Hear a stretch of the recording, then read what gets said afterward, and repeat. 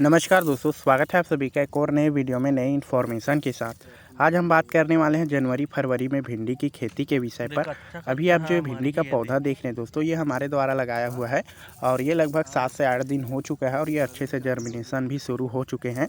देख सकते हैं अभी दो दो पत्ते आपको दिखाई दे रहे होंगे, जो कि हमने लगभग 7 से 8 दिन पहले ही लगाया था। मौसम थोड़ा सा गर्मी का होने के कारण दोस्तों बहुत जल्द निकल गया, लेकिन यदि थोड़ा सा सर्दी ज़्यादा रहता तो ये लगभग 15 से 20 दिन में प्रॉपर निकलते हैं। फिलहाल अभी 7 से 8 दिन में पौधे निकल के रेडी हो चुके हैं और कुछ इस कंडीशन में दो दो पत्ते के आपको दिखाई दे रहे होंगे। तो आज हम बात करने वाले हैं दोस्तों, जनवरी के महीने में यदि आप भिंडी की खेती करते हैं तो आपको अच्छा खासा रेट मिल जाता है और बहुत ही अच्छे देखा जाता है। इस समय भिंडी के लिए जो वातावरण होता है अनुकूल होता है, जिसके कारण फसल उत्पादन भी बहुत अच्छे से होता है। जनवरी से फरवरी के बीच ही दो ही महीने में दोस्तों देखा जाता है ठंड ज़्यादातर होता है। इसी माह में सिर्फ आपको भिंडी की अच्छे से देख रेख करनी होती है। इसके बाद गर्मी स्टार्ट होने के बाद भिंडी ऑटोमेटिक दोस्तों एक अच्छा ग्रोथ ले लेता है, क्योंकि एक जो नेचुरल इनका वातावरण होता है वो तैयार हो जाता है मार्च के बाद। और मार्च में तो उस समय दोस्तों भिंडी की ज़्यादा देख रेख करने की ज़रूरत नहीं होती है। सिर्फ ये 2 ही माह है दोस्तों, जनवरी और फरवरी। इस समय भिंडी बहुत छोटे होते हैं और साथ में जो वातावरण का नेचुरल है वो दोस्तों नेचर है, बहुत ही ठंड होने के कारण भिंडी में देख रेख करने की आवश्यकता पड़ती है। और भिंडी के बीज के विषय में बात करें तो आप देख ही सकते हैं कुछ इस तरीके से गोल गोल दाने आकार के होते हैं। बाकी ये हरे रंग के बीज होते हैं, लेकिन इसको बीज उपचारित करने के बाद लाल रंग के दिखाई देते हैं, कुछ इस तरीके से देख सकते हैं। ये दोस्तों आपको 250 ग्राम 1 केजी और 500 ग्राम की मात्रा में आपको लोकल दुकानों में मिल जाएगा। तो आप बीज उपचारित ज़रूर करिएगा। और कुछ इस तरीके से दोस्तों लगभग देखा जाए तो 6 सेंटीमीटर 7 सेंटीमीटर या अच्छी क्वालिटी की भिंडी है तो आपको लगभग आधे फीट लगभग 6 इंच के दूरी पर भिंडी को लगाना चाहिए।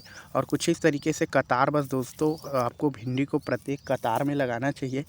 जो कतार से कतार की दूरी है आपको लगभग रखनी चाहिए दोस्तों 15 सेंटीमीटर के आसपास। बीच से बीच की दूरी हमने आपको बता ही दिया है, तो इतना इनफ होता है दोस्तों। आप इतनी दूरी में भिंडी की खेती कर सकते हैं। प्रति एकड़ की बात करें तो आपको लगभग 4 से 5 केजी बीज की आवश्यकता पड़ेगी। यदि अच्छी क्वालिटी की बीज है तो थोड़ी सी बीज की मात्रा कम कर दीजिए, और यदि निम्न क्वालिटी की भिंडी है तो आपको उसको बीज की मात्रा को बढ़ा देना चाहिए। तो ये था दोस्तों एक छोटी सी इन्फॉर्मेशन। और आपको 1 एकड़ में लागत की बात करें तो आपको लगभग देखा जाए तो लगभग हम लागत की बात करें दोस्तों, तो यदि आप देखें तो ट्रैक्टर से शुरुआती समय से लेकर देखा जाए बीज लगाई तक, तो बीज की क्वालिटी अलग अलग होने के कारण दोस्तों इनका रेट भी अलग अलग होता है।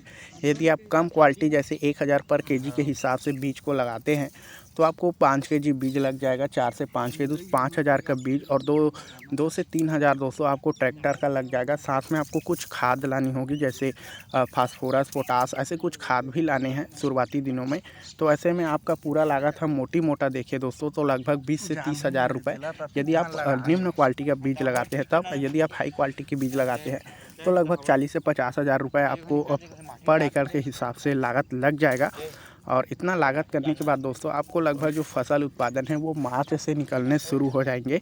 और प्रतिदिन हम 1 एकड़ में बात करें दोस्तों तो आप 1 क्विंटल निम्न स्तर से तोड़ सकते हैं। यदि भिंडी फल नहीं दे रहा है फिर भी 1 क्विंटल दोस्तों प्रतिदिन आप भिंडी की हार्वेस्टिंग कर सकते हैं। बाकी इसका जो प्राइस है अलग अलग एरिया में अलग अलग होता है, आप इसके हिसाब से कैलकुलेटर कर सकते हैं। और हमने आपको बता दिया प्रति एकड़ आप 1 क्विंटल की हार्वेस्टिंग प्रतिदिन करेंगे। और कुछ इस तरीके से जो प्रक्रिया है वो चलते रहेगा। लगभग आप 60 से 70 दिन दोस्तों भिंडी की हार्वेस्टिंग करते हैं। कुछ दिन कम और कुछ दिन ज़्यादा इसके जो फसल उत्पादन है वो होते रहता है और निरंतर दोस्तों आप फसल की तोड़ाई करते रहते हैं। और ये था एक छोटी सी इन्फॉर्मेशन दोस्तों, कैसी लगी कमेंट में ज़रूर बताइएगा। वीडियो अच्छा लगा तो लाइक करके चैनल को सब्सक्राइब करना बिल्कुल ना भूलें।